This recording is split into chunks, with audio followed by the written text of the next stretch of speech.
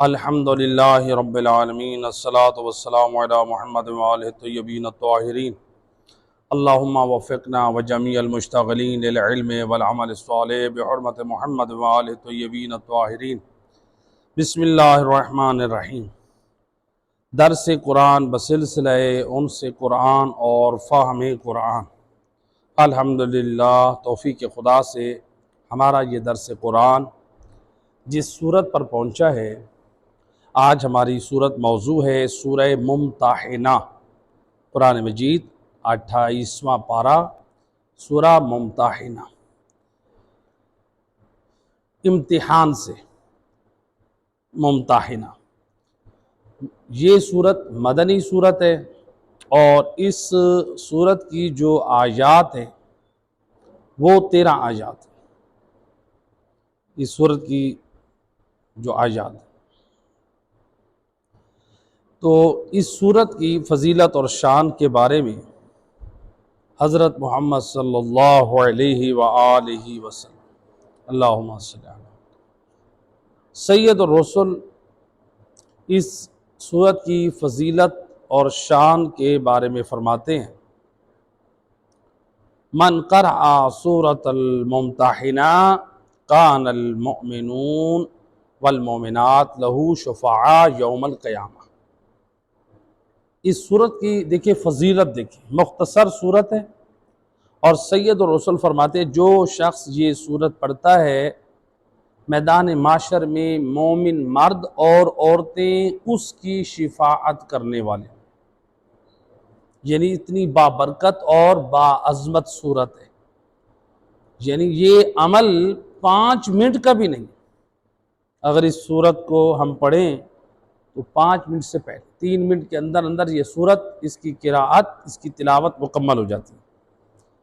تو انسان ہر روز نہ پڑھے، کم سے کم مہینے میں 1 مرتبہ اس صورت کی تلاوت کر لے تاکہ میدان معاشر میں مومنین مومنات کی شفاعت کے ہم مستحق قرار پائیں، اور وہ بھی رسول اللہ کی زبان، یعنی اتنی باعظمت و باشرف ہے۔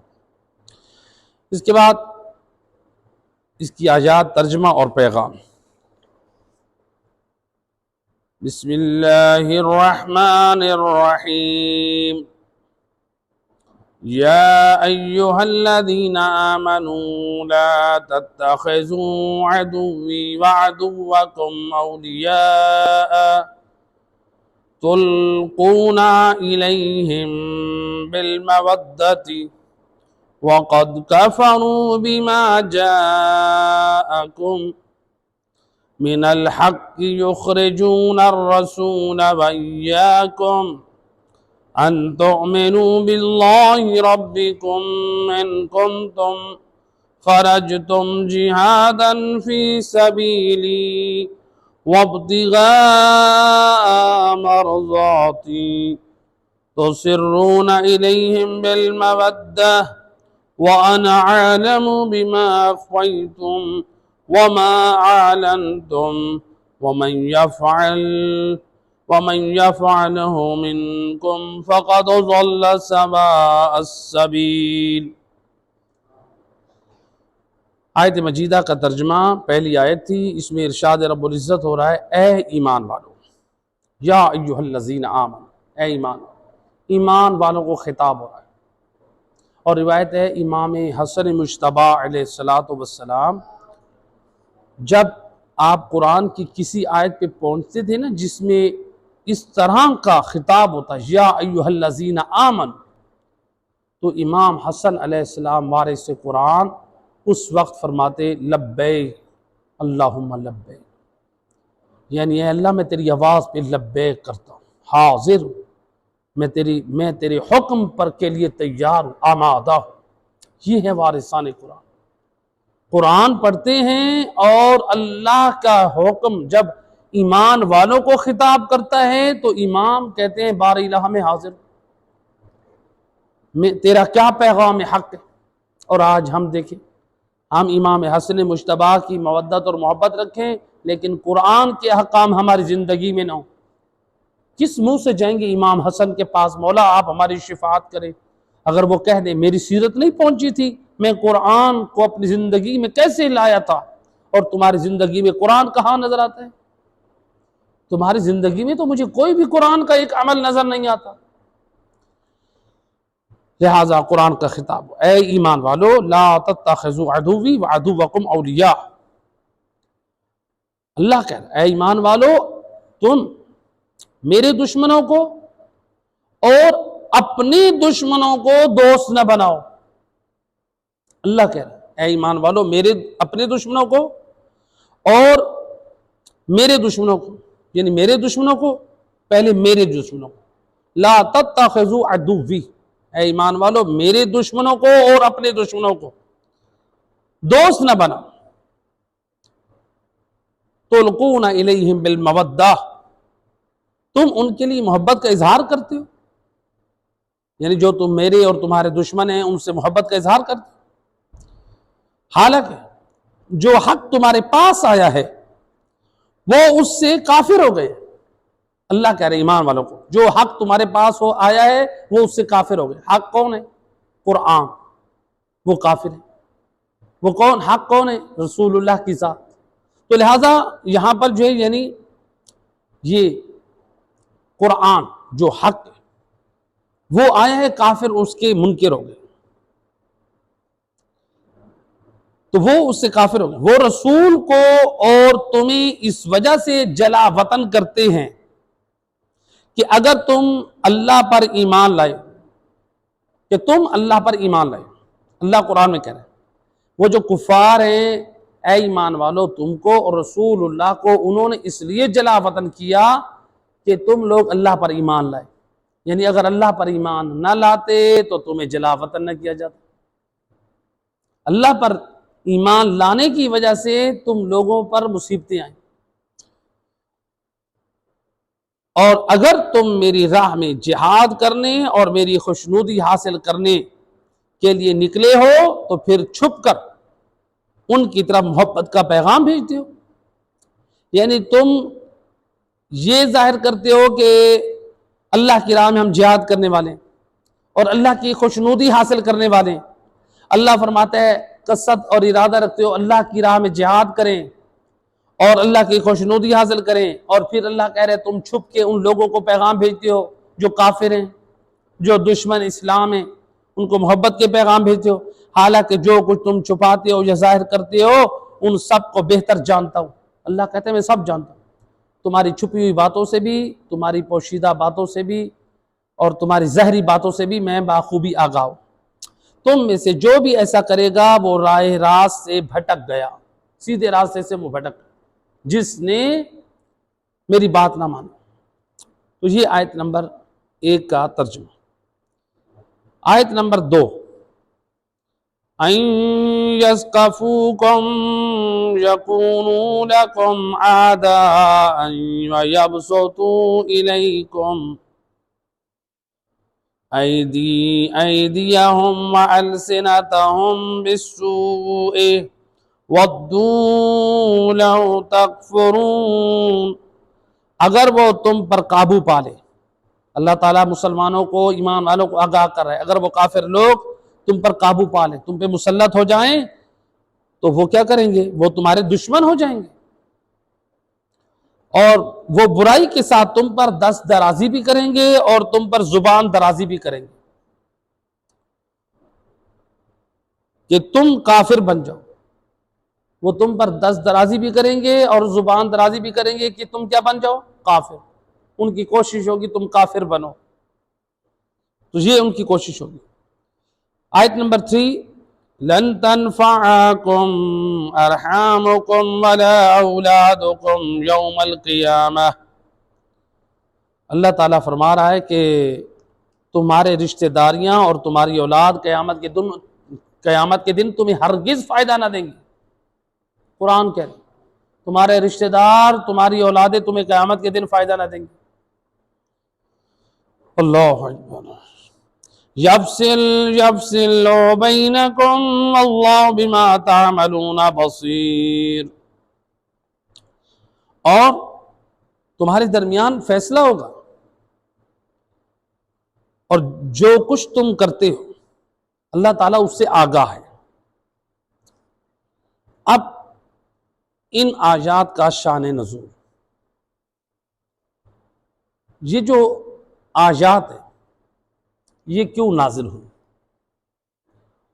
شان نزول یہ کہ رسول اعظم صلی اللہ علیہ وآلہ وسلم کی سیرت طیبہ میں تھا، آپ جس بھی مہم کام کو انجام دینے کا ارادہ کرتے تھے، رسول اللہ کام انجام دینے سے پہلے لوگوں کو آگاہ نہیں کرتے تھے۔ جس کام کا ارادہ کرتے تھے لوگوں کو آگاہ نہیں کرتے تھے، کہیں ایسا نہ ہو کہ دشمن اپنی سازش سے میرے بنے بنائے منصوبے پہ پانی پھیر دے، رکاوٹ پیدا کر دے۔ تو گویا رسول اللہ کی سیرت سے ملا، جب بھی آپ کوئی دین کا کام، اچھائی کا کام، خیر کا کام، بھلائی کا کام کرنا چاہیں، یا حتیٰ کہ آپ اپنے دنیاوی کام بھی اپنے امور کے انجام دینا چاہیں، آپ اس کا چرچا نہ کرتے پھریں۔ دینی کاموں میں جو دشمنان دین ہے وہ رکاوٹیں پیدا کریں گے، اور اگر آپ اپنے گھریلو کام میں کوئی آپ کے مقاصد ہیں، بزنس کے ہیں، کاروبار کے ہیں، آپ کے دیگر ہیں، مثلا بیٹی بیٹے کا رشتہ ہے، کوئی دیگر کام ہے آپ وہ کرنا چاہتے ہیں، لوگوں میں چرچا کرتے ہیں، ہم فلاں جگہ جا رہے ہیں، ہم فلاں جگہ دکان لے رہے ہیں، ہم فلاں جگہ آفس بنا رہے ہیں، تو کیا ہوگا؟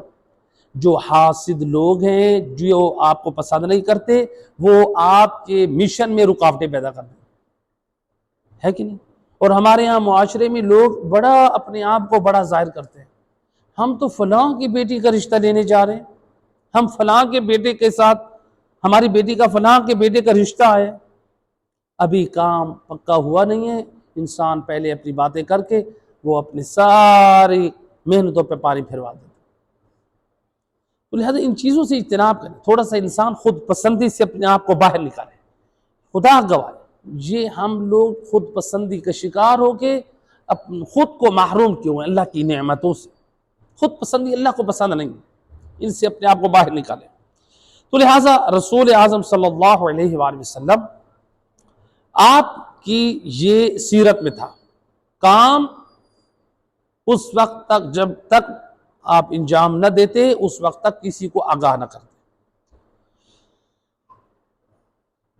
رسول اللہ نے جو ایک معاہدہ کیا تھا صلح حدیبیہ کا، ایک معاہدہ ہوا تھا مشرکین کفار مکہ اور مسلمانوں کے درمیان، رسول اللہ کے درمیان ایک معاہدہ ہوا تھا صلح کا۔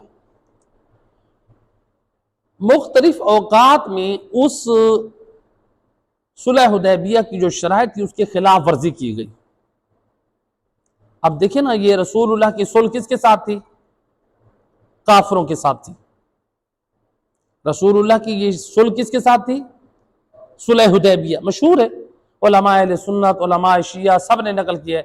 صلح حدیبیہ کس کے ساتھ تھی؟ کفار کے ساتھ۔ تو کیا ہم اس صلح کا نام دوستی کا نام دے سکتے ہیں؟ کہہ سکتے ہیں کہ رسول اللہ کی کافروں کے ساتھ دوستی ہو گئی؟ جی کہہ سکتے ہیں کہ رسول اللہ نے کافروں سے دوستی کی تھی؟ نہیں کہہ سکتے نا۔ آج اگر کوئی بندہ یہ کہے امام حسن علیہ السلام نے مثلا امیر شام کے ساتھ جو صلح کی تھی اس صلح کا نام دوستی کا نام دیا جائے، تو ہم ان کو یہی کہیں گے، اگر آپ امام حسن علیہ السلام کی صلح کو دوستی کا نام دیتے ہیں تو پھر رسول اللہ کی صلح کو کیا نام دیں گے؟ وہاں پر تو آپ کہیں گے کہ رسول کافروں کے ساتھ دوستی نہیں کر سکتے، وہاں پر ہمارا ایمان نہیں بچتا۔ تو پھر امام حسن نے بھی اپنے نانے کی تعصیب کی ہے، یہاں پر یہ نہیں کہہ سکتے یہ دوستی ہے، بلکہ جس طرح رسول اللہ نے اسلام کے مفاد کے لیے صلح کی تھی، اسی طرح امام حسن علیہ السلام نے بھی اسلام اور دین کی مفاد کے لیے آپ نے صلح کی۔ یہ تو دنیا ساری کہتی ہے امام حسن نے صلح کر لی، امام حسن کی صلح ہو گئی، اس پر تو بڑا زور دیتی ہے امت۔ یہ کبھی کیوں امت مسلمانوں کو نہیں بتاتی جو صلح ہوئی تھی اس کی شرائط کیا طے پائی تھیں؟ کبھی اس سے بھی تو پردہ اٹھائیں، ان حقائق سے تو لوگوں کو آگاہ کریں۔ وہاں پر آگاہ نہیں کرتے، جو حقائق ہیں وہ چھپا جاتے ہیں۔ انشاءاللہ کبھی اس پہ بھی گفتگو کریں گے۔ صلوات پڑھیں محمد و اللہم صلی اللہ۔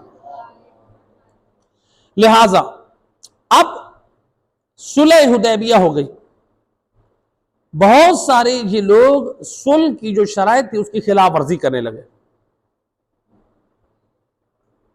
مدینہ میں رسول اللہ تک یہ ساری خبریں پہنچی تھی، تو سید رسول نے کیا کیا؟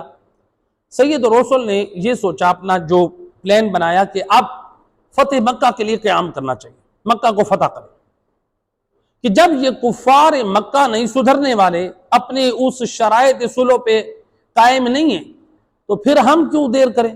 ہم اب مکہ کو فتح کریں گے۔ لہذا مسلمانوں کی تیاری مدینے میں جاری ہے۔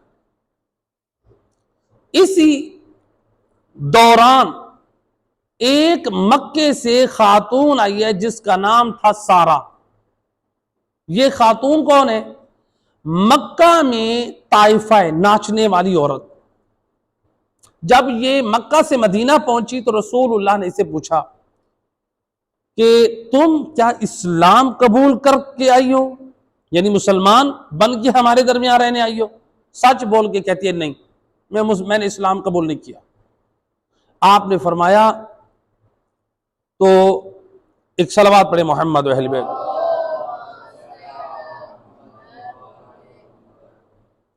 یعنی جب تو اسلام قبول کر کے نہیں آئی تو پھر تیرے آنے کی یہاں پر غرض کیا ہے؟ تو وہاں سے جو ہجرت کر کے آئی ہے آخر وجہ کیا ہے؟ تو اس نے کہا کہ میں وہاں پر تنگ دست ہو گئی ہوں، بدحال ہو گئی ہوں، میرا گزارا وہاں مشکل ہے۔ تو اس وقت سید رسول نے فرمایا کہ وہ مکہ کے جوان اب کہاں گئے؟ یعنی آپ کا اس بات کی طرف اشارہ تھا کہ جب تو ان مکہ کے جوانوں میں جو عیاش اور اوباش تھے، جن میں تم ناچتی تھی، جو تم پہ پیسہ اور دنیا کو لٹاتے تھے، اب وہ کہاں مر گئے ہیں؟ جو تیرے حسن پہ، یعنی تیری جوانی پہ تو تجھ پہ سب کچھ نچھاور کیا، اور جب اب تیری عمر ڈھل رہی ہے تو اس وقت تو محتاج ہے تو تجھے چھوڑ دیا۔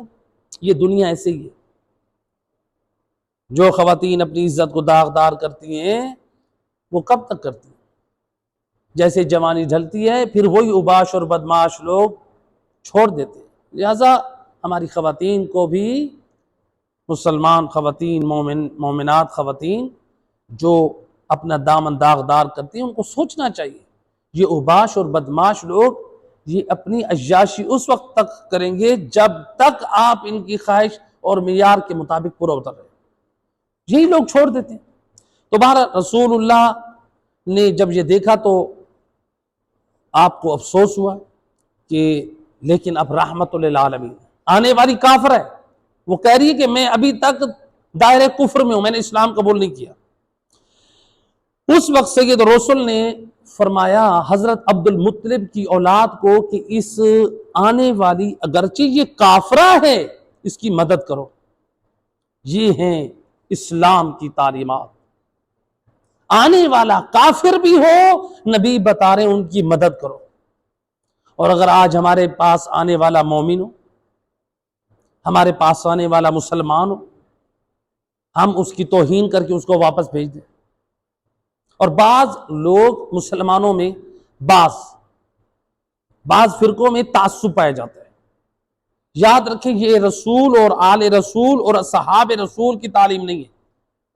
تعصب یہ کہنا کہ مثلا جیسا کہ بعض ایک جو یوٹیوب پہ وہ درس قرآن جو منظور مینگل کے نام سے، انہوں نے جو ہے اپنے درس میں کہا کہ سیلاب جب آیا تھا کہا کہ آپ جو ہے وہ شیعوں کو آپ ان کی مدد نہ کریں، یہ ایک تعصب ہے۔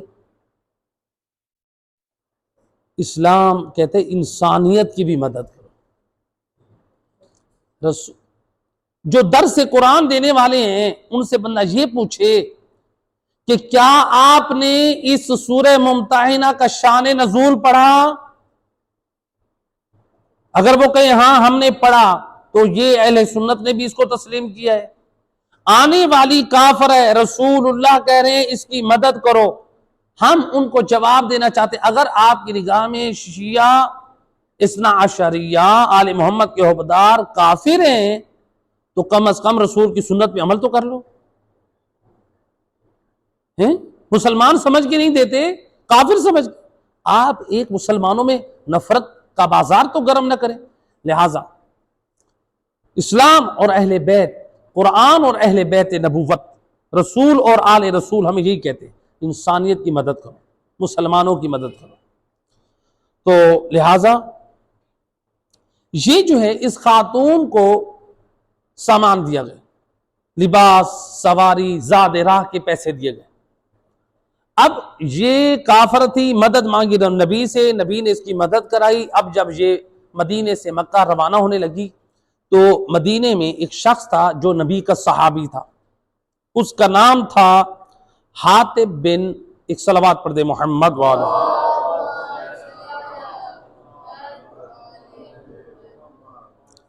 لہذا تاریخ نے کہا ہے کہ یہ حاطب نام، حاطب بن ابی بلتع، یہ ایک شخص تھا۔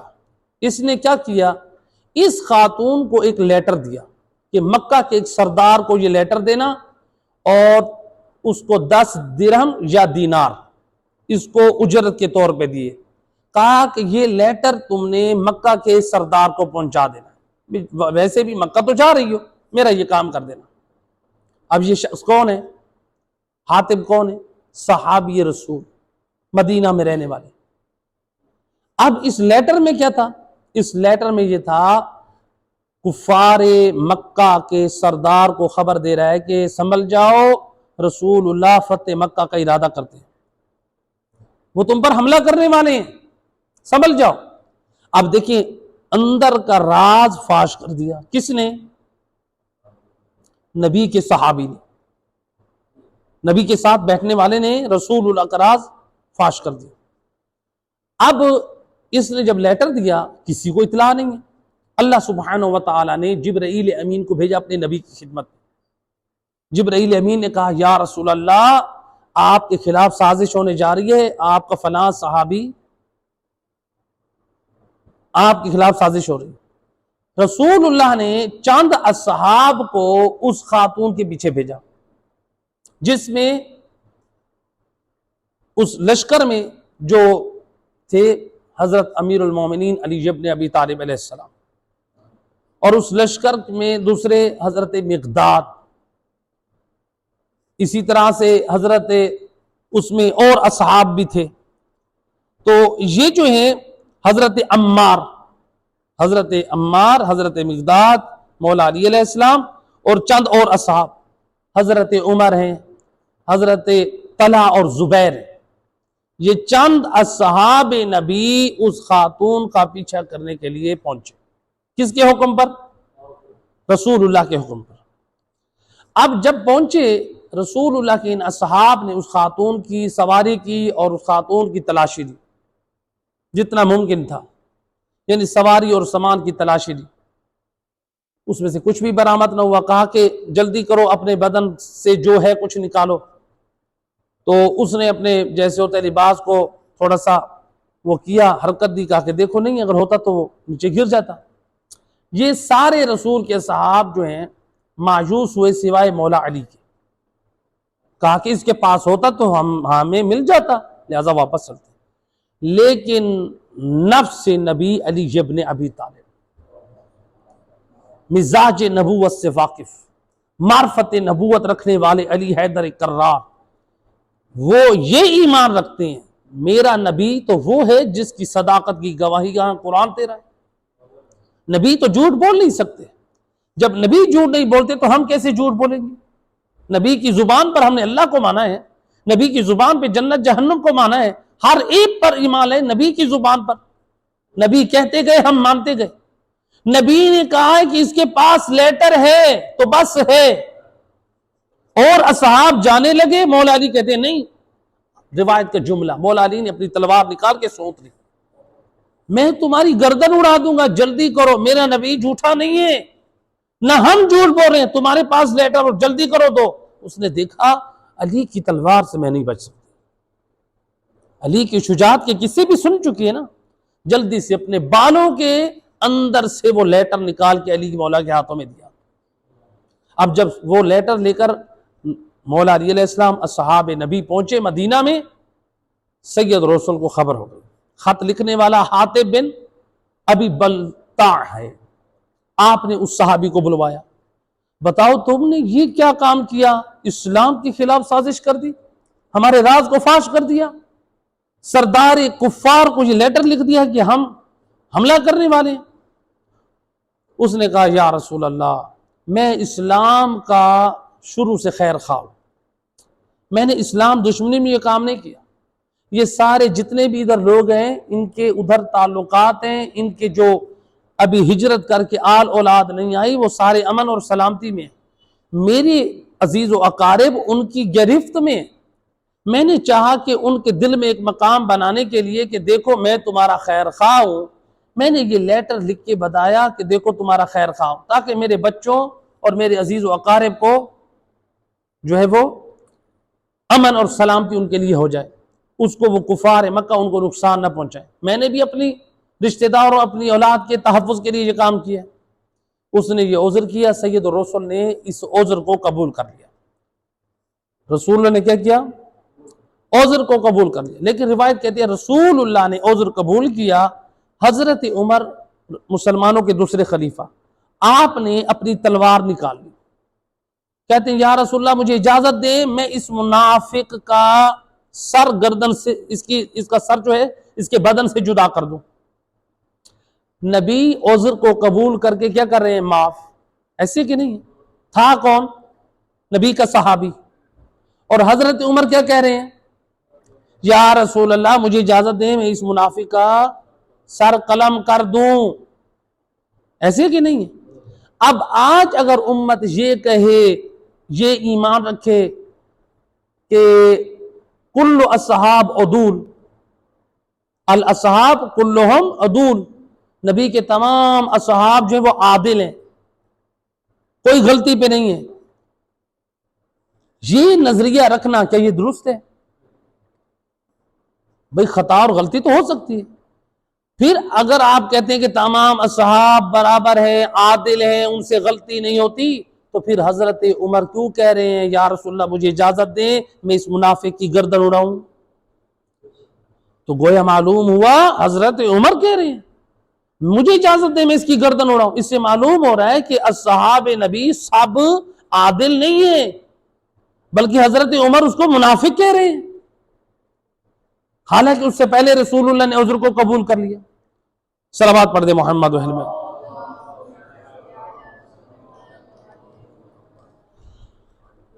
تو لہٰذا یہ نظریہ رکھنا جو ہمارے مسلمانوں میں یہ مشہور ہے الصحابہ کلہم عدول، تمام اصحاب جو ہے وہ کیا ہیں، عادل ہیں، یہ نظریہ اگر اس روایت کو سامنے رکھے تو یہ صحیح نظر نہیں آتا۔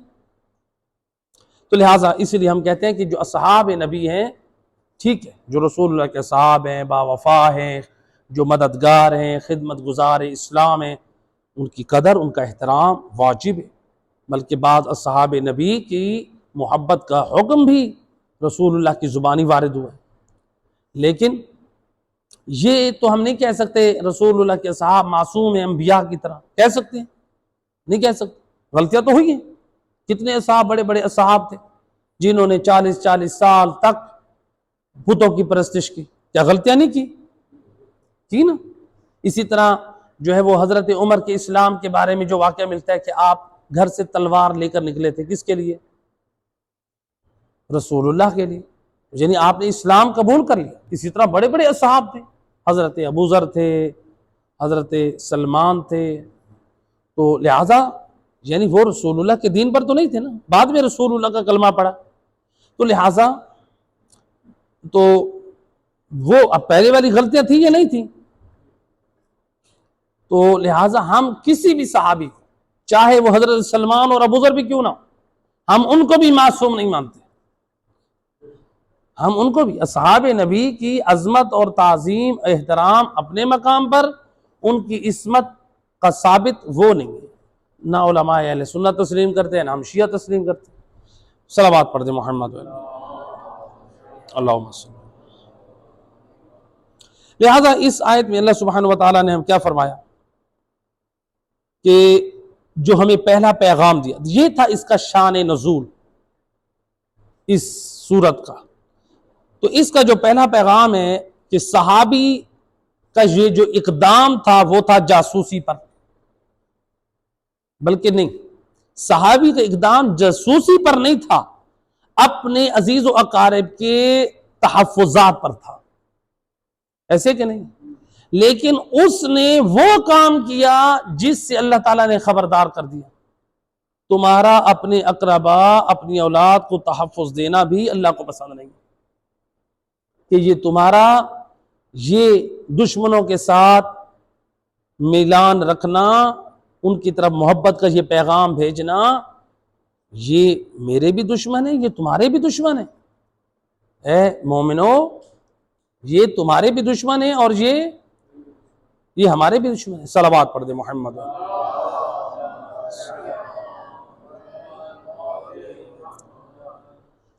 تو لہٰذا یہاں پر اللہ نے کیا کہا؟ یا ایھا الذین آمنوا لا تتخذوا عدوی وعدوکم اولیاء، اے ایمان والو میرے دشمنوں کو اور اپنے دشمنوں کو کبھی دوست نہ بناؤ۔ تو گویا کافر کون ہے؟ مشرک کون ہے؟ اللہ کے دشمن ہے یا نہیں ہے؟ اللہ کے دشمن ہے، اللہ کے دشمن ہے۔ تو اللہ کہہ رہے ہیں ان کو کبھی دوست نہ بناؤ۔ کافر اور مشرک کے حکم میں کون ہے؟ مثلا ناصبی، جو اہل بیت اطہار میں سے کسی ایک سے بغض کا اظہار کرے وہ ناصبی ہے، وہ حکم کفر میں ہے، اس کو بھی اپنا دوست نہ بناؤ۔ اسی طرح سے کہا جو نصیری اور غلات ہیں، جو یہ کہیں کہ مثلا اللہ تعالیٰ محمد وآل محمد میں سے کسی ایک میں حلول کرتا ہے، یا اللہ یہ ہو جاتے ہیں اور یہ اللہ بن جاتے ہیں، کہا کہ یہ مشرک ہیں، یہ نصیری ہیں، یہ غلات ہیں، ان کو بھی دوست نہ بنا۔ بات واضح کہ نہیں ہے؟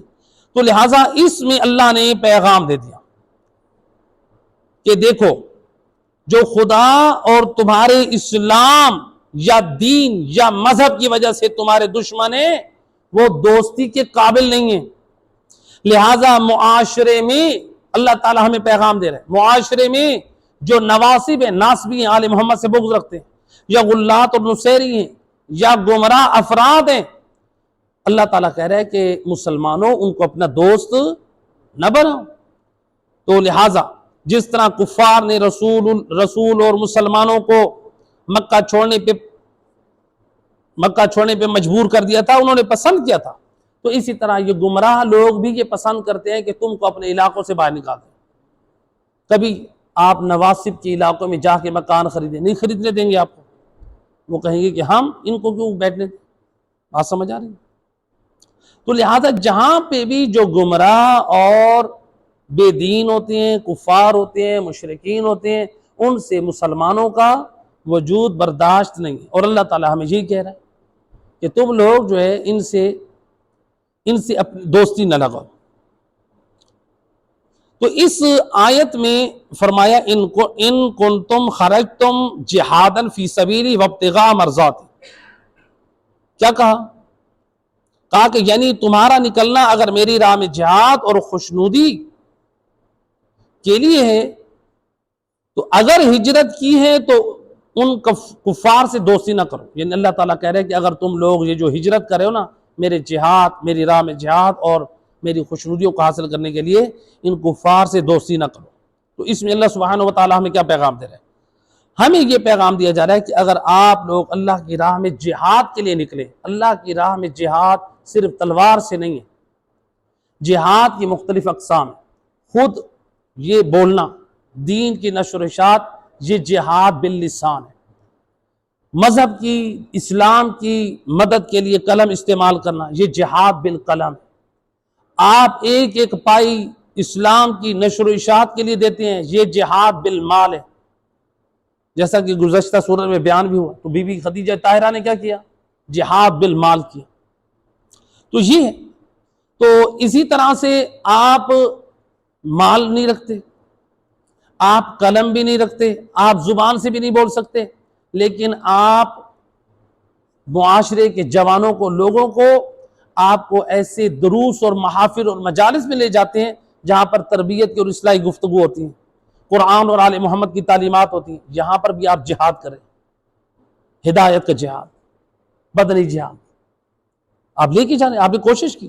تو انسان جتنا ممکن ہو اپنی کوشش کرتا رہے، قرآن کا پیغام عام ہو اور محمد و آل محمد کی تعلیمات عام، نبی اور اصحاب نبی، امام اور اصحاب امام کے ہم قصے بھی سنیں، ان کی سیرت بھی سنیں، اور ہم داد بھی دیں، ہم خوش بھی ہوں، لیکن ہم نے ان سے سبق کیا سیکھا؟ رسول اللہ کی سیرت ہمارے لیے ہے یا نہیں؟ ان کے اصحاب با وفا، ائمہ اہل بیت، ان کی اصحاب با وفا، ان کی سیرت کس کے لیے؟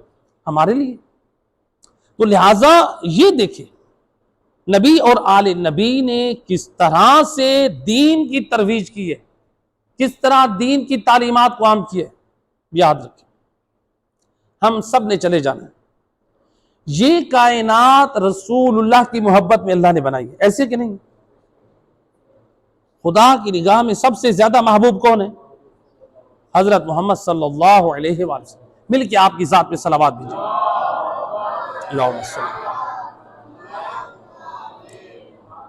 اب جس کی محبت میں کائنات خلق ہوئی، کیا وہ ہستی کائنات میں زندہ ہے؟ ان کا بھی وصال ہو گیا نا؟ یہی ہماری درس سے عبرت ہے، جس کی محبت میں کائنات خلق ہوئی وہ بھی دنیا کو چھوڑ کے جا چکی ہے، ہم نے بھی جانا ہے۔ رسول اللہ کیا کر گئے اسلام کے لیے؟ رسول اللہ تنہا تھے، مکہ میں صدا لا الہ الا اللہ دیتے تھے، آج دنیا کے کونے کونے میں اسلام پھیلا ہوا ہے، اور آج ہم مسلمانوں میں، مومنوں کے گھروں میں رہ کے بھی ہم رسول اور آل رسول کی تعلیمات کو اپنی اولاد تک نہ پہنچائیں، ہم رشتہ داروں تک نہ پہنچائیں، ہم دوستوں تک نہ پہنچائیں۔ نبی کے پاس اگر قیامت والے دن جائیں، یا رسول اللہ ہماری شفاعت کریں، رسول اللہ اگر یہ کہہ دیں کس منہ سے آیا ہے؟ میں نے تو مکہ کے مشرکین و کفار میں تبلیغ دین کی، تو مومنوں کے گھر میں رہ کے اپنی اولاد کو نصیحت نہ کر سکا، تو اپنے رشتہ داروں میں بہن بھائیوں میں نصیحت نہ کر سکا، تو ان کو دین کی تبلیغ نہ کر سکا، تو نے کون سا میرا امتی ہے؟ تو نے صرف میرا کلمہ پڑھا تھا اور میری سنت اور میرے دین پہ عمل نہیں کیا تھا۔ تو لہٰذا اپنی ذمہ داریوں کو ہم سمجھیں۔ صلوات پڑھ دے محمد و آل محمد۔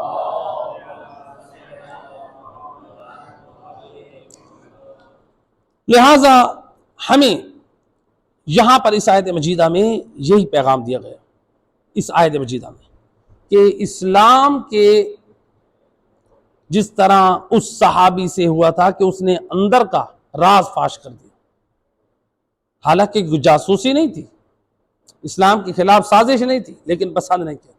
تو لہٰذا ہمیں یہ آیت پیغام دے رہی ہے، سمجھا رہی ہے کہ دیکھو اسلامی کام، دینی کام، جو بھی اپنے آپ کے پروگرامز ہیں، ان کو انجام دینے سے پہلے ان کی ضرورت نہیں ہے اپنے مقاصد سے، کہیں ایسا نہ ہو کہ دشمن رکاوٹیں پیدا کر لیں۔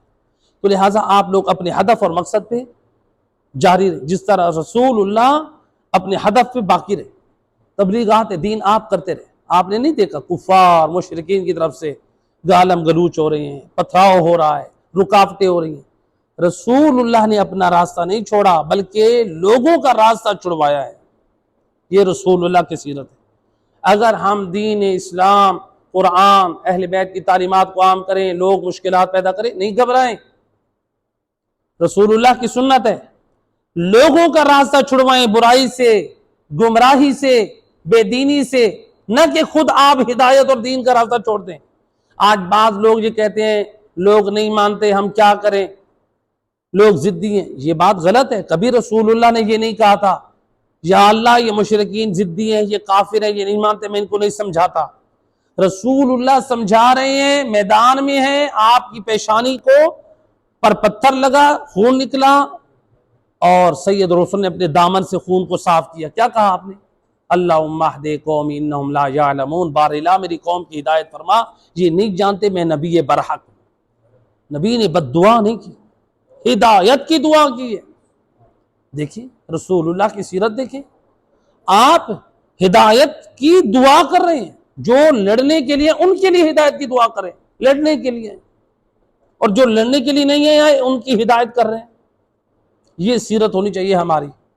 لہٰذا جو لوگ چھوڑ دیتے ہیں، حوصلہ پست کر لیتے ہیں، لوگوں کو واعظ و نصیحت نہیں کرتے، وہ سیرت کے راستے سے ہٹ جاتے ہیں۔ تو ہمیں سنت نبی جو ہے ہمیں بہترین یہاں پر یہ پیغام دے رہی کہ آپ قرآن اور تعلیمات محمد والے محمد کو عام کریں۔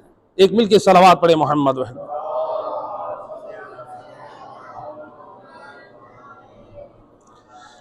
تو یہاں پر اس میں ایک آیت مجیدہ میں جو کہا گیا ہے کیا وَمَن يَفْعَلْهُ مِنْكُمْ فَقَدْ ضَلَّ سَوَاءَ السَّبِيلِ، جو بھی تم میں سے یہ کام کرے گا نا، یعنی یہ اسلام کی خلاف، اسلام کی تعلیمات کے خلاف ایسا کام کرے گا تو وہ سیدھے راستے سے ہٹ جائے گا، گمراہ ہو جائے گا۔ تو گویا اس آیت مجیدہ کی اس جملے میں ہمیں یہ پیغام دیا مسلمان مومن کوئی ایسا کام نہ کرے جو لوگوں کے لیے گمراہی کا سبب بنے۔ ہو سکتا ہے ہم اسلام کا کوئی کام، ہم دین میں، مذہب میں کوئی کام عقیدت کی وجہ سے کریں، کوئی کام ہم محبت کی وجہ سے کریں، محبت کی وجہ سے۔ بعض لوگ کرتے ہیں نا عقیدت اور محبت کی وجہ سے، مثلا ہم یہ کام کر لیتے ہیں عقیدت اور محبت میں، اسلام میں یا مذہب میں کوئی کام داخل کر لیا، تو ہو سکتا ہے ہم تو عقیدت اور محبت میں وہ کام کریں، فی الحال وہ جائز بھی ہو، لیکن آنے والے وقت میں وہ ہماری نسلیں، ہمارے جوان اس کام کو دین کا حصہ سمجھ لیں، تو پھر وہ کیا ہو جائے گا؟ وہ گمراہ ہو جائیں گی۔ اس کا ذمہ دار کون ہے؟ وہ ہم ہیں۔ تو لہٰذا اسلام ہمیں روک رہا ہے کہ آپ کوئی ایسا کام نہ انجام دیں جس سے آنے والی نسلیں گمراہ ہو جائیں۔ جس طرح میں نے پہلے بھی سابقاً ذکر کیا ہے کہ حضرت شیث علیہ السلام جو حضرت آدم کے فرزند تھے، ان کی جو اولادیں تھیں، انہوں نے حضرت آدم کا مجسمہ بنایا، ہم اپنے بڑے جد اعلیٰ کی زیارت کریں گے۔ جو بعد والی نسل آئی انہوں نے کہا کہ یہ ہمارے آباء و اجداد ان کی زیارت نہیں بلکہ ان سے توسل کرتے تھے، اپنی حاجتوں کو پورا کرنے کے لیے ان کو وسیلہ بناتے تھے۔ جب تیسری نسل آئی انہوں نے کہا نہیں، ہمارے آباء و اجداد آتے تھے، ان کے سامنے سجدہ کرتے تھے، ان کی عبادت کرتے تھے۔ تو وہاں سے بت پرستی کی ابتدا ہو گئی۔ تو پہلی والی نسل نے جائز کام کی بنیاد رکھی، بعد والی نسلیں گمراہ ہو گئی۔ ہم بھی ایسا کام نہ کریں دین اور مذہب کی عقیدت اور محبت کی وجہ سے کسی کام کی بنیاد رکھ لیں اور بعد والی نسلیں اس کو دین کا حصہ سمجھ لیں اور وہ گمراہ ہو جائیں۔ یاد رکھیں قرآن اور سنت سے ہٹ کے ہمارے لیے کوئی عمل نہیں، ایسے کہ نہیں بھئی جو چیز ہمیں قرآن نے اور محمد والے محمد نے دی ہے، کیا کسی چیز کی کمی رہ گئی ہے ہم اب اپنی طرف سے کوئی اور چیز کا اضافہ کر لیں؟ نئی نئی رسومات، نئی نئی چیزیں، نئی نئی جو ہے وہ امور ہمارے ہاں شامل ہو رہے ہیں۔ بہت ساری چیزیں ایسی ہیں جس کا اسلام میں وجود نہیں۔ تو لہٰذا اس لیے مومن اپنی شرعی ذمہ داری کو سمجھے، اپنے آپ کو جعفری کہلواتے ہیں تو ہر کام سے پہلے یہ دیکھیں کہ فقہ جعفریہ کے مطابق میری کیا ذمہ داری، صرف جعفری نہ کہلوائیں بلکہ امام جعفر صادق کی فقہ سے آگاہی حاصل کریں۔ اللہم صلی اللہ۔ تو لہٰذا اس آیت مجیدہ، ایک مل کے صلوات پڑھیں۔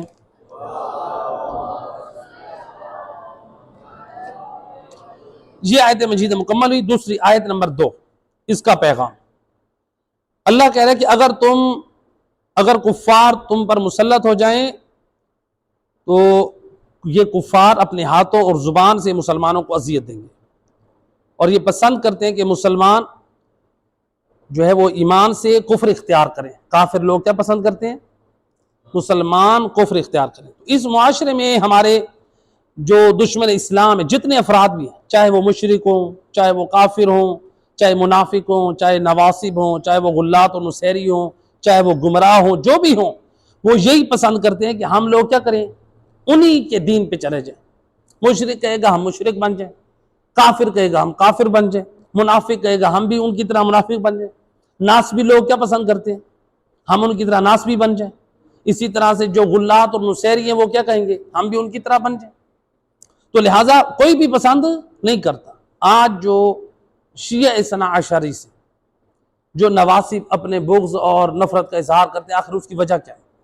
اس کا یہ سوال کیا گیا ہے امام موسیٰ کاظم علیہ السلام۔ اللہم صلی علی محمد۔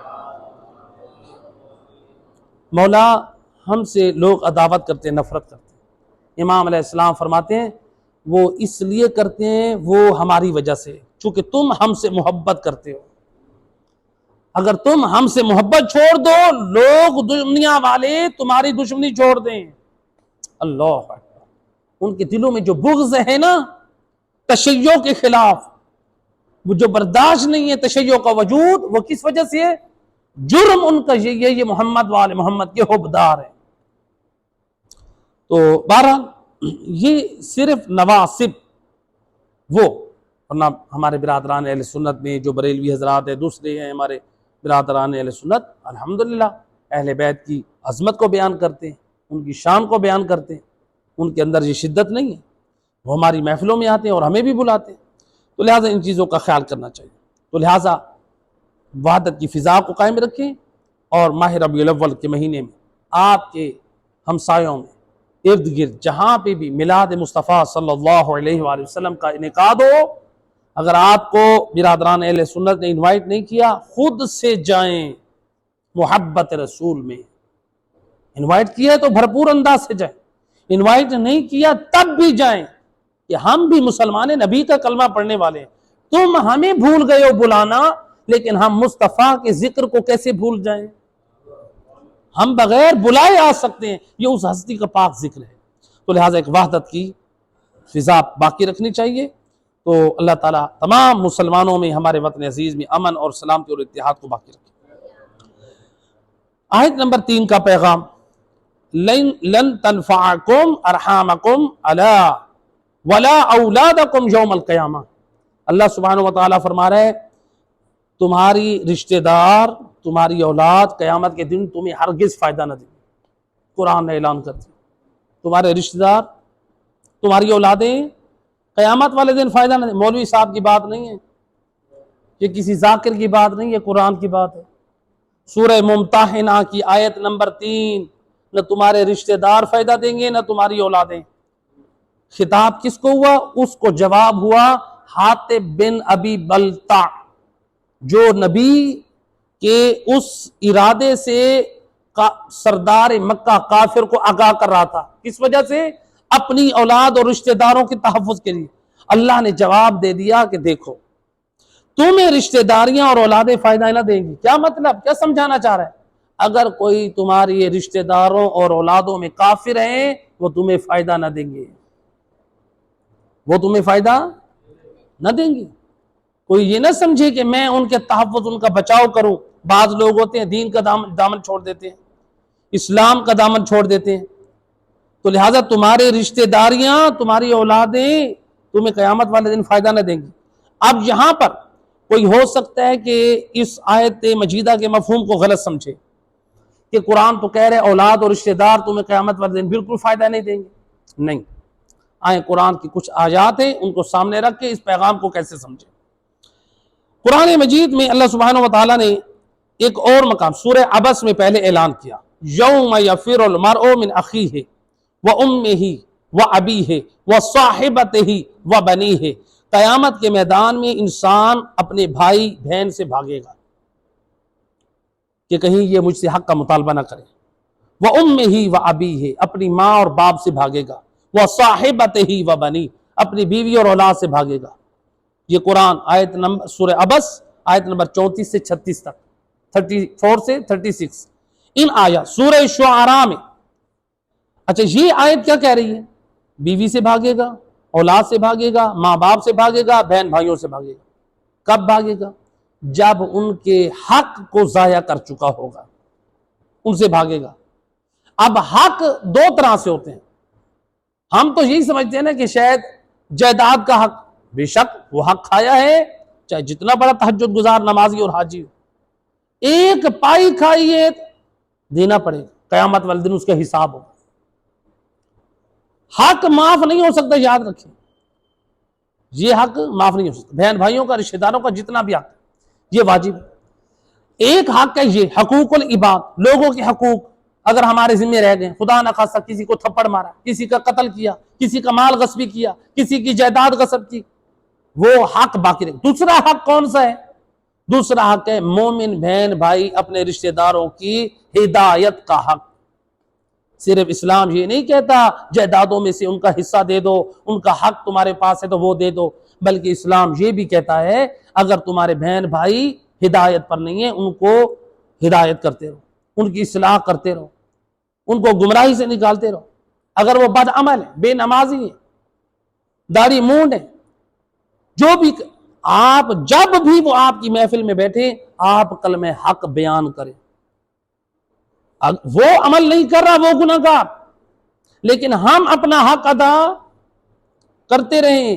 مولانا صاحب یہ نہ کہیں کہ مثلا میں کہوں کہ میرے بھائیوں میں، میرے رشتہ داروں میں فلاں تو سدھرنے والا نہیں ہے، میں اس کو نہیں سمجھاتا۔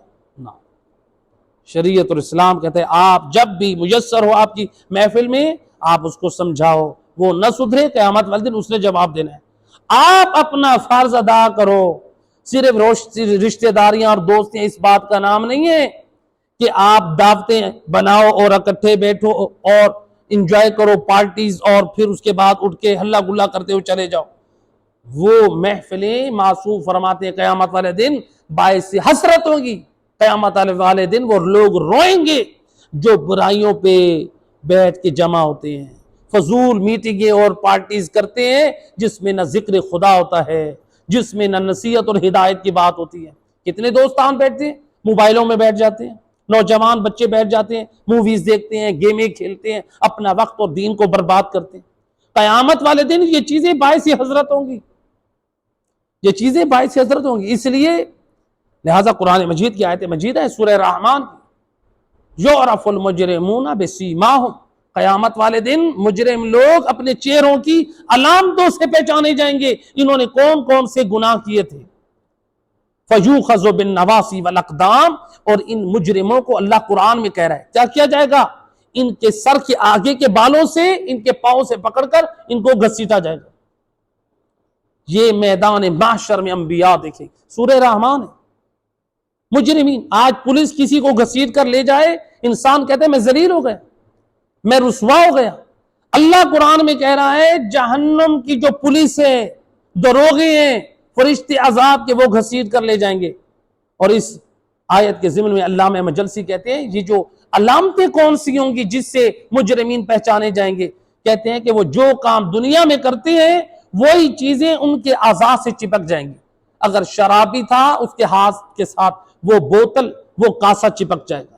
اگر وہ سرنگی یا تاش کھیلنے والا ہے، شطرنج کھیلنے والا ہے، جوئے بازی، لڈو پر مثلا شرط اور جوا کھیلنے والا ہے، جو دیگر حرام کے جو جوئے کھیلنے والی چیزیں ہیں ان کو استعمال، وہ سارے اس کے اعضاء کے ساتھ چپک جائیں۔ اور اسی طرح اگر موبائل، آج کے دور میں ہماری نوجوان نسل جو برباد ہو رہی ہے، موبائلوں کا مس یوز کر رہے ہیں، اس میں عریان فلمیں دیکھ رہی ہیں، فحاشی اور بے غیرتی اور بے حیائی دیکھ رہے ہیں، ٹک ٹاک میں اپنا دین برباد کر رہے ہیں، اپنے اخلاقیات کو برباد کریں، یہی موبائل ہمارے خلاف گواہیاں دیں گے۔ جو ہمارا موبائل ہے ہمارے خلاف گواہیاں دیں گے۔ اللہ قرآن میں کہتے ہیں یعرف المجرمون بسیماہم، میدان معاشر میں مجرم اپنے چہروں کی علامتوں سے پہچانے جائیں گے۔ دین سیکھنے کے لیے وقت نہیں ہے، دین پر عمل کرنے کے لیے وقت نہیں ہے، گیمیں کھیلنے کے لیے وقت ہے، موویز دیکھنے کے لیے وقت ہے۔ کبھی بیٹھے ہم موبائل پر کسی عالم دین کا درس اخلاق لگا کے، کبھی ہم نے موبائل پر کسی عالم اور کسی عالم دین کے احکام شرعی کو ہم نے سننے کے لیے ہم نے وقت نکالا، کبھی ہم نے قرآن کی تلاوت سننے کے لیے وقت نکالا؟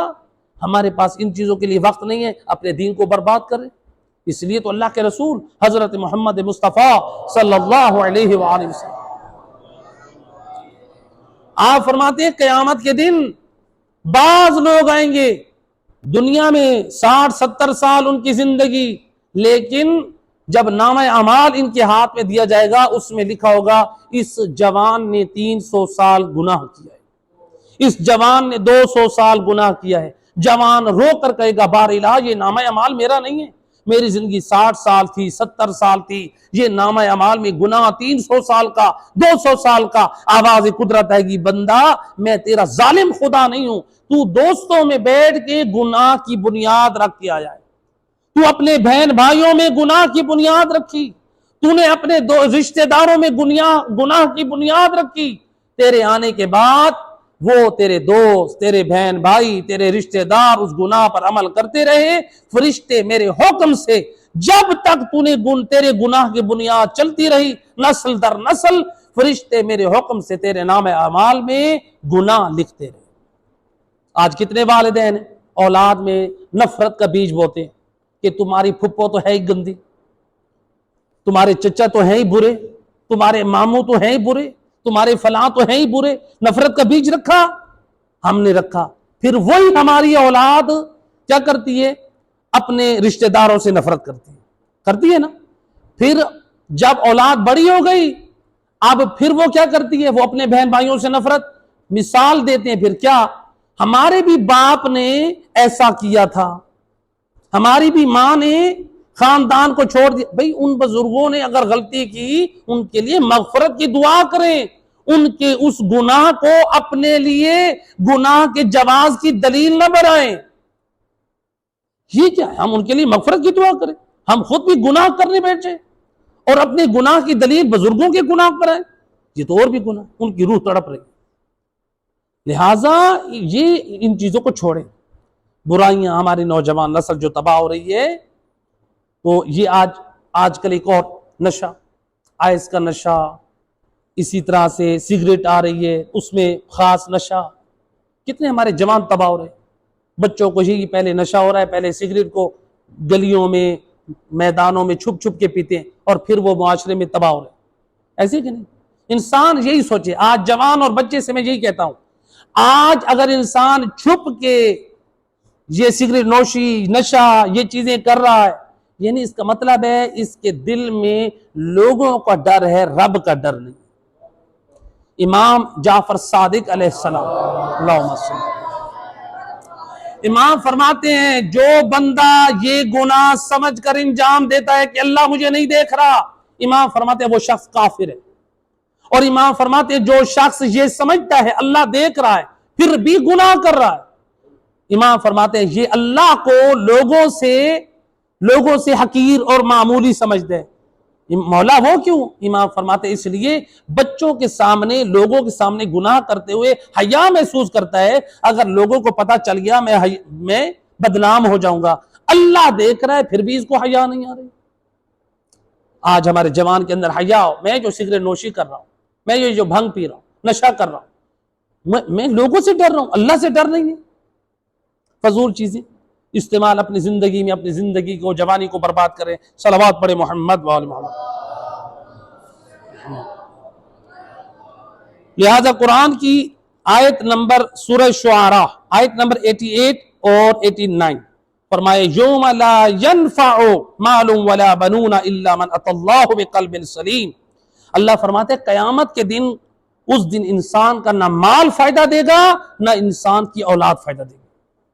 قرآن کہہ رہا ہے قیامت والے دن نہ انسان کی اولاد فائدہ دے گی نہ انسان کا مال فائدہ دے گا، الا من اتى اللہ بقلب سلیم، مگر جو اولاد قلب سلیم کے ساتھ ہوگی، اور جو مال قلب سلیم کے ساتھ ہوگا وہ یعنی ایمان کے ساتھ ہوں گے، وہی فائدہ دیں گے۔ اولاد بھی ایمان والی فائدہ دے گی، اور مال بھی جو راہ خدا میں اور جائز کاموں میں خرچ کیا وہی کام دے گا۔ اور اللہ سبحانہ وتعالی نے سورہ بقرہ کی آیت نمبر 82 میں فرمایا والذین آمنوا وعملوا الصالحات، یہ قلب سلیم والی اولاد کون ہے؟ کہا یہ وہ لوگ ہیں جو ایمان لائے، عمل صالح بجا لائے، اولئک اصحاب الجنہ، یہی لوگ جنتی۔ تو لہٰذا یہاں پر ہمیں رشتہ داروں کے حقوق اور اولاد کے حقوق ان سب کو سامنے رکھنا چاہیے۔ یہاں پر ایک پیغام ہے، جو لوگ رشتہ دار اور بہن بھائیوں اور اولاد کے لیے دوسروں کے حق کھاتے ہیں، ان کے لیے بھی یہاں پر ایک پیغام ہے۔ دیکھیں مثلا مثال کے طور پہ میرے پاس میرے والدین کی طرف سے مکان، میں نے اپنے بہن اور بھائیوں کو حصہ نہیں دیا، میں نے حصہ روک لیا جائیداد میں سے، کس لیے؟ میرا بڑا گھر ہو، میرے بھی بچے ہیں، ہم خوشحال رہیں، چاہے میرے بہن بھائی ذلیل ہوں۔ کس فکر میں کر رہا ہوں؟ اپنی اولاد کے لیے۔ کس لیے کر رہا ہوں؟ اپنے سکھ کے لیے کر رہا ہوں نا، اپنے اور اپنی اولاد کے لیے۔ قرآن اور اہل بیت کہتے ہیں یہی گھاٹے کا سودا ہے۔ انسان اولاد کے لیے، اپنے لیے، دوسروں کے لیے اور دنیا کے چند سالوں کی زندگی کے لیے اپنی دائمی زندگی، آخرت کی زندگی کو برباد کر رہا ہے۔ اولاد کے سکھ کے لیے اپنی قبر کو سیاہ اور اپنی آخرت کو برباد کر رہے ہیں، بہن بھائیوں کا، رشتہ داروں کا حق کھا کے۔ اور شریعت کہتی ہے اگر معلوم ہو جائے، جتنے لوگوں کو معلوم ہوتا جائے کہ اس میں فلاں کا حق تھا، فقہا، ہمارے شیعہ اثنا عشری تمام فقہا فرماتے ہیں جب تک لوگوں کو علم ہے کہ اس میں ورثاء کا حق تھا، اس گھر میں پڑھی جانے والی نماز باطل ہے اگر اس کے ورثاء راضی نہیں، چاہے 7 نسلوں تک وہ گھر منتقل ہوتا رہے، اس میں پڑھی جانے والی نماز باطل ہے۔ تو لہٰذا یہ وہ حقوق ہیں جو ہمارے اوپر اسلام نے، قرآن نے نافذ کیے ہیں۔ آیت نمبر 4، قَدْ كَانَتْ لَكُمْ أُسْوَةٌ حَسَنَةٌ فِي إِبْرَاهِيمَ وَالَّذِينَ مَعَهُ إِذْ قَالُوا لِقَوْمِهِمْ إِنَّا بُرَاءٌ وَمِنْكُمْ وَمِمَّا تَعْبُدُونَ مِن دُونِ اللَّهِ كَفَرْنَا بِكُمْ وَبَدَا بَيْنَنَا وَبَيْنَكُمُ الْعَدَاوَةُ وَالْبَغْضَاءُ أَبَدًا حَتَّى تُؤْمِنُوا بِاللَّهِ وَحْدَهُ إِلَّا قَوْلَ إِبْرَاهِيمَ لِأَبِيهِ لَأَسْتَغْفِرَنَّ لَكَ وَمَا أَمْلِكُ لَكَ مِنَ اللَّهِ مِنْ شَيْءٍ رَبَّنَا عَلَيْكَ تَوَكَّلْنَا وَإِلَيْكَ أَنَبْنَا وَإِلَيْكَ الْمَصِيرُ۔ اس کا ترجمہ، تم لوگوں کے لیے حضرت ابراہیم اور ان کے ساتھیوں کی زندگی بہترین نمونہ ہے۔ اللہ قرآن میں کہہ رہے ہیں۔ صرف 10 منٹ آپ کی زحمت، ہمارا یہ درس مکمل ہو رہا ہے۔ اللہ قرآن میں کیا کہہ رہے ہیں؟ تم لوگوں کے لیے حضرت ابراہیم اور ان کی ساتھیوں کی زندگی بہترین نمونہ ہے۔ بہت اہم پیغام ہے، توجہ چاہتا ہوں۔ جب ان سب یعنی حضرت ابراہیم اور ان کے ساتھیوں نے اپنی مشرک قوم سے کہا ہم تم سے اور ان سے جنہوں نے اللہ کے علاوہ بت پرستی کی ہے، اللہ کے علاوہ بت پرستی کی، تو ہم اس سے بیزار ہیں، یعنی ہم تم لوگوں سے بھی بیزار ہیں اور تم اللہ کے علاوہ جن بتوں کی پرستش کرتے ہو ہم اس سے بھی بیزار ہیں۔ ہم تمہارے اس اور تمہارے دین سے منکر ہیں، یعنی ہم ایسے دین کا انکار کرتے ہیں جس میں بت پرستی، اور ہمارے اور تمہارے درمیان ہمیشہ کے لیے بغض اور عداوت ہے۔ تو یہاں تک کہ تم اللہ کی وحدانیت پر ایمان لے آؤ، یعنی حضرت ابراہیم اور ان کے اصحاب کہہ رہے ہیں تم اللہ پر ایمان لے آؤ تو پھر ہماری دوستی ہو سکتی ہے۔ جب تک تم اللہ کے دشمن رہوگے، بت پرست رہوگے، ہماری دوستی نہیں ہو سکتی۔ تو لہذا یہاں تک کہ تم اللہ کی وحدانیت پر ایمان لے آؤ۔ البتہ ابراہیم نے اپنے چچا پر سے یہ کہا کہ میں آپ کے لیے مغفرت ضرور چاہوں گا اور مجھے آپ کے لیے اللہ سے کوئی اختیار حاصل نہیں ہے، یعنی اے چچا میں نے اللہ سے کوئی آپ سے کمٹمنٹ نہیں کی کہ میں آپ کو بخشوا دوں گا، کہ آپ ایمان نہ لائیں اور میں آپ کو بخشوا دوں گا۔ تو لہٰذا آپ کی بخشش تب ہوگی کہ جب آپ ایمان لے آئیں۔ تو حضرت ابراہیم اپنے چچا سے کہہ رہے ہیں، آزر سے۔ تو یہ آیت نمبر 4 اور آیت نمبر 5، ربنا لا تجعلنا فتنة للذین کفروا واغفر لنا ربنا انک انت العزیز الحکیم۔ پروردگار ہمیں کافروں کے لیے آزمائش نہ قرار دے اور ہمیں بخش دے، ہمارا پروردگار یقیناً تو غالب آنے والا اور حکمت والا ہے۔ تو اس آیت مجیدہ میں حضرت ابراہیم اور ان کی جو ساتھی ہیں وہ کیا کہہ رہے ہیں؟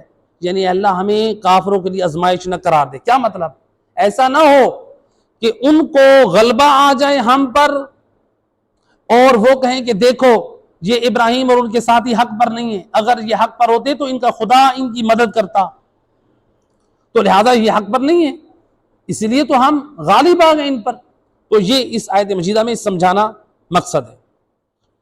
تو اب یہاں پر آیت نمبر 4 اور 5 کا پیغام اللہ سبحانہ و تعالیٰ اس میں ہمیں کیا دینا چاہ رہے ہیں؟ صلوات پڑھیں محمد وآل محمد۔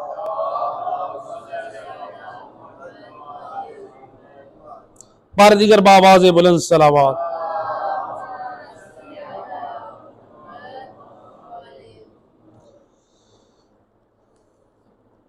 ایک منٹ کی بآواز بلند صلوات۔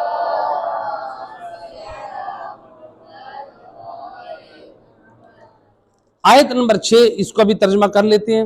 لَقَدْ كَانَ لَكُمْ فِيهِمْ أُسْوَةٌ حَسَنَةٌ لِمَنْ كَانَ يَرْجُو اللَّهَ وَالْيَوْمَ الْآخِرَ وَمَنْ يَتَوَلَّ فَإِنَّ اللَّهَ هُوَ الْغَنِيُّ الْحَمِيدُ۔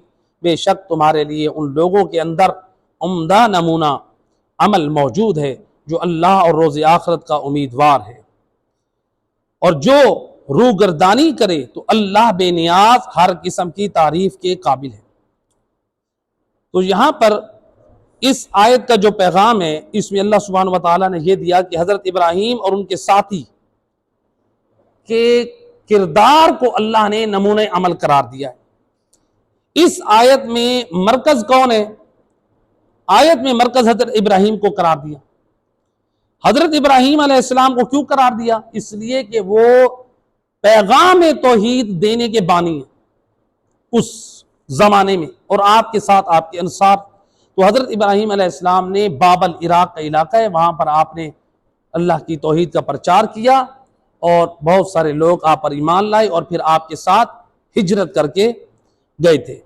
تو لہٰذا اللہ سبحانہ و تعالیٰ نے حضرت ابراہیم کا بھی ذکر کیا، ان کے عمل کو نمونہ عمل قرار دیا، اور ان کے ساتھ جو ایمان والے پاک کردار کے مالک بنے اللہ ان کے بھی کردار کو نمونہ عمل قرار دیا۔ تو لہٰذا دیکھیں قرآن کا اسلوب ہے، قرآن نے یہ بتایا کہ جو بھی پاک کردار کا مالک ہو اس کا کردار ہم نمونہ عمل قرار دیتے ہیں۔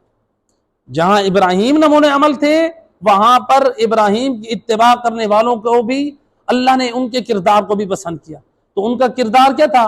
وہ اللہ واحد کی توحید پر ایمان رکھتے تھے اور شرک اور بت پرستی کی نفی کرتے تھے۔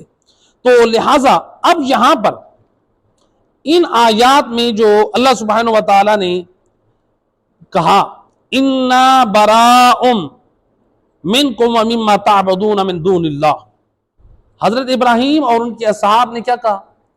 کفار سے کہا ہم تم لوگوں سے بری ہیں اور اس سے بھی بری ہیں، بیزاری اختیار کرتے ہیں جس کی تم عبادت کرتے ہو اللہ کے علاوہ، اور کہا کہ وَقَدْ بَيْنَنَا وَبَيْنَكُمُ الْعَدَاوَةَ وَالْبَغْضَاءَ أَبَدًا، اور تمہارے اور ہمارے درمیان ہمیشہ ہمیشہ کے لیے جدائی ہے، بغض اور نفرت ہے، تم بت پرست تو ہم مسلمان ہیں، لہذا ہماری دوستی نہیں ہو سکتی۔ کب دوستی ہوگی؟ کہا حَتَّى تُؤْمِنُوا بِاللَّهِ وَحْدَهُ، ہماری دوستی تب ہوگی جب تم اللہ واحد کے اوپر ایمان لے آؤ۔ دیکھیں دوستی کا معیار کیا ہے؟ ایمان، الحب للہ، محبت اللہ کے لیے، مال کے لیے نہ ہو، جائیدادوں کے لیے نہ ہو، بزنس کے لیے نہ ہو۔ آج کتنے ایسے لوگ ہیں جو یورپ مغرب کلچر سے زیادہ متاثر ہیں، گلف میں رہنے والے وہ کفار سے اپنی دوستی بناتے ہیں، بزنس مین ہوں یا تاجر ہوں یا جاب کرتے ہیں، کافروں سے دوستی لگا لی۔ اب کتنے لوگ کہتے ہیں کہ مولانا کوئی گنجائش نکالیے، ہندوؤں کو ہمارے گھر آتے ہیں، ہمیں وہ گھروں میں انوائٹ کرتے ہیں، ہمیں ان کے ساتھ ایک پلیٹ میں کھانا ہوتا ہے، ہمیں ایک گلاس میں پانی پینا ہوتا ہے، ہمارے لیے مشکل ہے۔ اس کا مطلب ہے ہم نے دوستی کو دنیاوی مفاد بنایا ہوا ہے۔ آپ کی دوستی اتنی تو بڑی ہے، آپ گھر تک لے کر آئے ہیں، آپ کی دوستی ایسی ہونی چاہیے گھر تک آنے سے پہلے اس کو اسلام کی دعوت دیں۔ ہر مذہب والا اپنے مذہب کی پاسداری کرتے ہیں، تو آپ اپنے مذہب کی اسلام کی پاسداری کیوں نہیں کرتے؟ بعض لوگ یعنی چاہتے ہیں کہ اسلام جو ہے وہ ہمارے سانچے میں ڈھل جائے، ہماری خواہشات کے مطابق۔ بعض لوگ یہ کہتے ہیں، ناراض ہوتے ہیں، یہ تو بد اخلاقی میں سے ہے کہ ہم کسی کافر کے گلاس میں ہم پانی نہ پیئیں، اس کے ساتھ ایک پلیٹ میں نہ کھائیں، جو ہندو ہیں کافر ہیں۔ بھئی اہل کتاب جو کافر ہیں وہ تو ان کی رطوبت سے فقہا کا اختلاف ہے، ہمارے فقہا فرماتے ہیں اس سے بچنا افضل ہے، احتیاط مستحب ہے، اچھا کام ہے۔ جو اہل کتاب ہیں یعنی یہود اور نصارہ، لیکن جو ہندو ہیں یا ہندو کی طرح اور کافر ہیں، ان کی رطوبت جو ہے وہ کیا ہے؟ وہ نجس ہے۔ اب بعض لوگ کہتے ہیں کہ ہم نے تو ان کے ساتھ رہنا ہے، معاشرت کرنی ہے، بد اخلاقی ہوتی ہے۔ نہیں، ان کو بتائیں اسلامی قوانین ہیں ہمارے۔ آپ آج کل تو آپ ان کو ضروری ہے گھر انوائٹ کرنے، آپ آئے ہوٹل میں انوائٹ کریں اگر ضرورت تقاضا کر رہی ہے، آپ ان کو آفس کی حد تک رکھیں۔ آپ کا اخلاق اور کردار ایسا ہو، ہمارا آفس اور باہر کی دوستی سے گھر لے آنے تک اس کو ہم اسلام میں دعوت دے چکے ہوں۔ اس کا مطلب ہے ہم اس کو گھر لے کر آ رہے ہیں، ہم اس سے دنیاوی مفاد چاہ رہے ہیں۔ تو لہٰذا آپ یا تو باہر کی تک اس کی دوستی رکھیں اور پھر آپ اسلامی آداب اور ان چیزوں کا خیال رکھیں تاکہ اسلام کی پاسداری رہے، قوانین اسلامی کا خیال رہے۔ تو ایک تو یہ بات ہے، اسلام کو اپنی اندر ڈھالیں، لہذا اسلامی قوانین کو پر عمل کریں، نہ کہ ہم اب کہیں کہ ہماری خواہشات کے مطابق بننا شروع ہو جائے۔ دوسری بات یہ ہے کہ یہاں پر بعض لوگ اب کوشچن کرتے ہیں کہ ہم کیا کفار سے چیزیں خرید سکتے ہیں؟ اکثر لوگ پریشان ہو جاتے ہیں۔ دیکھیے، کافروں سے اشیاء خریدنا ہمارے فقہا اس کی اجازت دیتے ہیں۔ آج ہم نے جو کپڑا پہنا ہوا ہے یہ بھی تو کافروں کی مشینری سے بنا ہوا ہے۔ ہماری کتنی چیزیں کافروں کی بنی ہوئی، لہٰذا کافروں سے اشیاء خریدنا کیا ہے؟ جائز ہے۔ ہاں، پھر اس کی علیحدہ احکام ہے، کھانے پینے کی چیزیں ہیں یا دوسری چیزیں۔ کھانے پینے کی چیزیں ہوں تو اگر اس میں نجس اجزاء ہوں تو پھر وہ کافر تو کیا، اگر مسلمان بھی دینے والا ہو، بیچنے والا ہو، تو آپ اس سے بھی لے کے خرید کے نہیں کھا سکتے۔ تو یہ صرف کافر سے نہیں بلکہ مسلمان اگر ایسا کر رہے تب بھی آپ کے لیے لے کے کھانا جائز نہیں۔ یا مثلا کافر ملک میں مثلا اس کا ذبیحہ ایسا جانور وہ بیچ رہا ہے جس کا ذبح شرعی نہیں، آپ کے لیے جائز نہیں ہے خرید کے کھائیں۔ اب یہاں پر آتی ہے کہ مثلا ایک ہیں کافر، عام کافر، چاہے وہ یہود ہو، نصارہ ہو، ہندو ہو، کوئی، آپ ان سے عام چیزیں، کپڑا، سبزی، دوسری چیزیں آپ خرید سکتے ہیں۔ آپ جن چیزوں میں نجس اجزاء ہیں وہ ان کو نہ کھائیں، جو چیز شرعی ذبیحہ کے مطابق گوشت ہیں وہ آپ ان کو کھا سکتے ہیں۔ باقی سبزی، دوسری چیزیں اگر رطوبت لگی ہیں ہندو یا ان جیسے کافروں کا تو پھر اس کو پاک کر کے استعمال کر لیں۔ اگر وہ خشک چیزیں بیچ رہے ہیں مثال کے طور پہ مثلا دالیں، چاول، چینی، دوسری کافر اس طرح کی، پھر وہ آپ کے لیے پاک ہے۔ لیکن اگر اہل کتاب ہو تو اہل کتاب میں بھی ان کے ہاتھ کا ذبیحہ حلال نہیں ہے۔ باقی چیزوں میں اگر نجاست اور طہارت کا لحاظ رکھا گیا ہے تو ان کی رطوبت سے بچنا احتیاط ہے، مستحب ہے، واجب نہیں ہے۔ یعنی ان سے اہل کتاب جو یہود اور نصارہ ہیں ان کی رطوبت سے بچے تو یہ بہتر ہے۔ تو عام طور پہ لوگ پوچھتے ہیں کہ ہم ان سے برتن دھلوائیں، ان سے کپڑے دھلوائیں۔ برتن اور کپڑے دھلوا سکتے ہیں، افضل اور احتیاط مستحب یہ ہے کہ ان سے کپڑے نہ دھلوائیں، ان سے برتن نہ دھلوائیں۔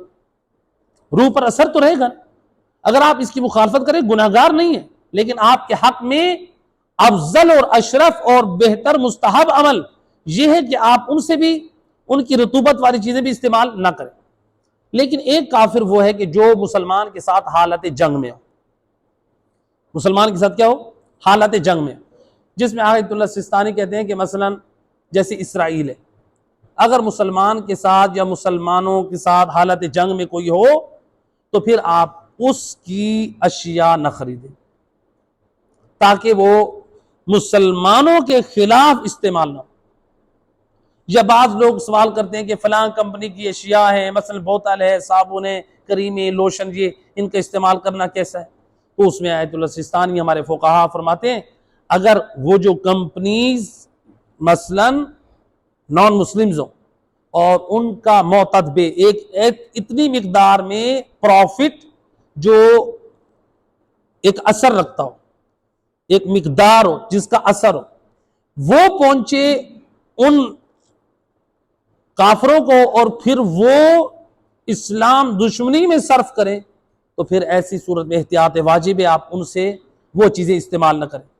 مثلا بعض لوگ جیسے کہتے ہیں کہ یہ پیپسی کی بوتل، عام طور پہ لوگوں میں مشہور ہے پیپسی بوتل نہ پیے، یہ جو ہے اسرائیل کی ہے اور یہ اس کا پروفٹ وہاں جاتا ہے۔ اگر کسی کے لیے یہ ثابت ہو جائے، پہلے تو آپ یہ دیکھیں کہ آپ کے اس وطن عزیز میں وہ پیپسی کی بوتل وہ نمبر 1 ہے یا 2 ہے۔ پہلے تو آپ یہ دیکھیں، جو بنانے والے ہیں پیپسی کی بوتل، وہ نمبر 2 تو نہیں بنائیں گے.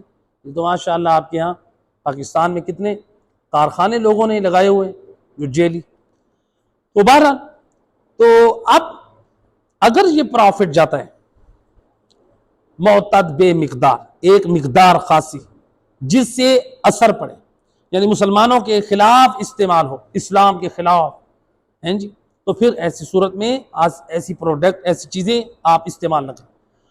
یہ کہنا کہ بوتل پینا حرام ہے یا حلال ہے، جب تک کسی چیز کے اندر حرام چیزوں کے اجزاء ثابت نہ ہو اس چیز کا کھانا پینا حلال ہے، جب بنانے والے بھی مسلمان. تو لہٰذا یہ اور بات ہے، اس بوتل کے پینے میں کوئی فائدہ نہیں، بلکہ جو ریسرچ ہے ماہرین کی، وہ شوگر کی بیماری کرتی ہے اور اس سے گھٹنوں کی بیماریاں ہوتی ہیں. ایک صلوات پڑھے محمد و آل.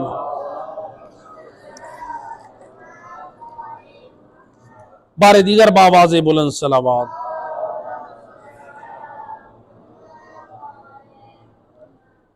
یہاں پر جو ہے حضرت ابراہیم علیہ السلام نے کا ایک آخری جو جملہ ہے، انہوں نے کیا کہا تھا؟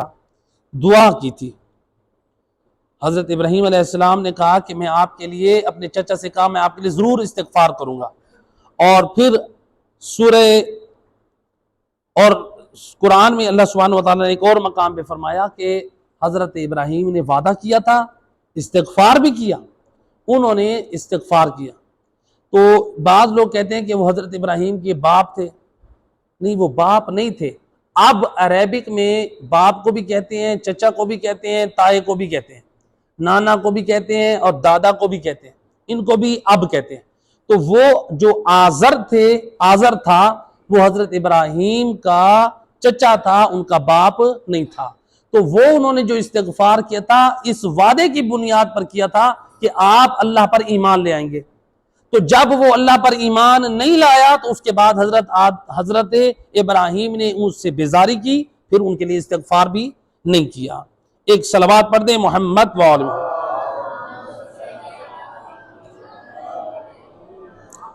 آخری پیغام، بس آخری پیغام اس میں اب دیکھیں، یہ جو ہے انسان، ایک صلوات پڑھ دیں محمد و آل.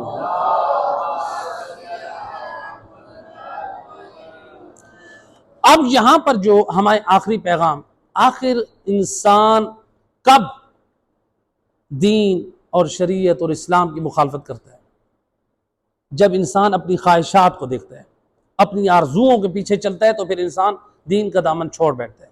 جس طرح وہ صحابی، نبی کا صحابی، اپنی خواہشات اور آرزوؤں کی وجہ سے اس نے یہ نہ دیکھا کہ اس سے اسلام کو نقصان پہنچ سکتا ہے. رسول اللہ کا جو مقصد تھا فتح مکہ کا، اس میں کچھ مسائل پیدا ہو سکتے ہیں، اس نے اپنے فائدے کو دیکھا، اپنے رشتہ داروں کا فائدہ دیکھا، تو اپنی خواہشات اور آرزوؤں کو لے کر بیٹھا. تو یاد رکھیں، انسان کی جو خواہشات اور آرزوئیں ہوتی ہیں نا، وہ انسان کے دین کو تباہ کر دیتی ہیں. اس لیے مولا علی علیہ السلام اپنے بہترین ایک عظیم پیغام میں ہم سب کو ایک پیغام دے کے فرماتے ہیں، الا ان اخوف ما یخاف علیکم خصلتان اتباع الہوا وطول العمل. امام فرماتے ہیں آگاہ ہو جاؤ، میں علی تمہارے بارے میں 2 چیزوں سے ڈرتا ہوں. ایک اتباع الہوا، ہوائے نفس کی پیروی کرنا، دوسرا لمبی خواہشات. امام فرماتے ہیں اما اتباع الہوا فیصد عن الحق، یہ ہوائے نفس، خواہشات، یہ ہوائے نفس یہ کیا کرتی ہے؟ انسان کو حق سے روک دیتی ہے. وطول العمل، لمبی آرزوئیں کرنا، ینسی الآخرہ، یہ آخرت کو بھلا دیتی ہے.